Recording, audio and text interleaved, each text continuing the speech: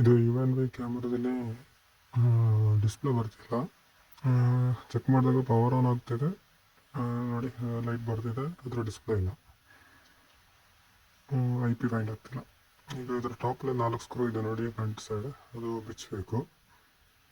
ಬಿಚ್ಚಿದ ಮೇಲೆ ನೋಡಿ ಇದು ಮೇನ್ ಆ ಸರ್ಕ್ಯೂಟ್ ಇದೆಲ್ಲ, ಇದು ಕೇಬಲ್, ಒಂದು ಪವರ್ ಮತ್ತು ಲಿಂಕ್. ಓಕೆ, ಈಗ ಅದು ಬೋರ್ಡಲ್ಲಿ ಇಶ್ಯೂ, ಅದರಿಂದ ನಿಮಗೆ ಡಿಸ್ಪ್ಲೇ ಬರ್ತಿಲ್ಲ. ನೀವು ಈಗ ಬೋರ್ಡ್ ರೀಪ್ಲೇಸ್ ಮಾಡಿದ್ರೆ ಸಾಕು. ಇದು ಹೊಸ ಬೋರ್ಡ್, ಜಸ್ಟ್ ಏನು ಕೇಬಲ್ ಚೇಂಜ್ ಮಾಡಬೇಕು ಅಂತ ಏನಿಲ್ಲ, ಹೊಸ ಬೋರ್ಡ್ ಪ್ಲಗ್ ಮಾಡಿ ಸರ್ ನೋಡಿ. ಇವಾಗ ಅಲ್ಲಿ ಪವರ್ ಬಂತು, ಅಲ್ಲಿ ಡಿಸ್ಪ್ಲೇಲಿ ಕನೆಕ್ಟ್ ತಗೊಳ್ತು, ಇಲ್ಲಿ IP ಅಡ್ರೆಸ್ ಬಂದಿದೆ ನೋಡಿ, ಡಿಸ್ಪ್ಲೇ ಬಂದಿದೆ.